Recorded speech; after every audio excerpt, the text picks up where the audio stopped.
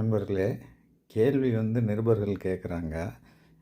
Photo edit செய்யப்பட்டதா இல்லையா? அவ்வளோதான். அது ஆமா அல்லது இல்லை 2 தான் அதுக்கு பதில். ஆனால் அதை எவ்வளோ சாமர்த்தியமாக கடக்கிறதா நினச்சிக்கிட்டு அந்த பாவனையிலேயே தெரியுது. அது சங்ககிரி ராஜ்குமாருக்கு நீங்கள் சர்டிஃபிகேட் கொடுத்துட்டீங்க, அது கரெக்டு தான் அப்படின்னு சொல்லின்றது தெரியுது. அதாவது ஒரு அரசியல் தலைவர் இந்த அளவுக்கு பொய் பேசி இப்படி பொதுவெளியில் சிக்கிக்கிறது ரொம்ப ரொம்ப கொடுமையாக இருக்குது. இதை தம்பிகள் பூராமே அது உண்மை உண்மை உண்மைன்னு நேற்று பூரா பாட்டு பாடிட்டாங்க. இன்றைக்கி பார்த்தீங்கன்னா அண்ணனே அதுக்கு என்ன பதில் சொல்கிறதுன்னு தெரியாமல் தவிச்சுக்கிட்டு போகிறாரு. இதை பார்த்து அந்த தம்பிகள்லாம் என்ன பண்ண போகிறாங்க அப்படிங்கிறது தெரியல. ஆனால் அரசியலில் சீமான் ஒரு வடிவேலு அப்படிங்கிறத தொடர்ந்து ப்ரூவ் பண்ணிட்டு தான் இருக்கிறாரு.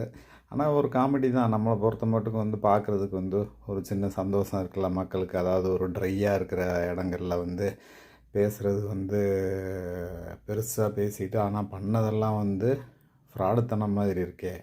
அது உண்மையிலே ஒரு இதான சம்பவம் தான். இது தர்மபுரியோட பழைய எம்பி சொல்லியிருந்தார் ஒரு முறை.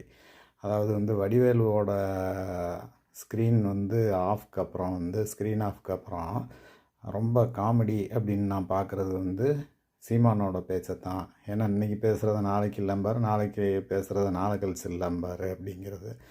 அதை ஒவ்வொரு இடத்துலையும் ப்ரூவ் பண்ணிட்டு வர்றாரு. அதே மாதிரி அறிவுமதி கேட்டது நீ நேருக்கு நேர் விவாதிக்கிறதுக்கு வர்றையான்னு கேட்டேன். வர்றேன்னு சொல்லிட்டாரு. அவரை வரக்கூடாதுன்றதுக்கு நாசுக்கா என்ன சொல்கிறாரு பாருங்க. அதாவது உங்கள் மேலே மரியாதை வச்சுருக்கேன், அப்படியே போயிருங்க அப்படிங்கிறாரு. அப்போ இது என்ன விதமான பதில்கள்?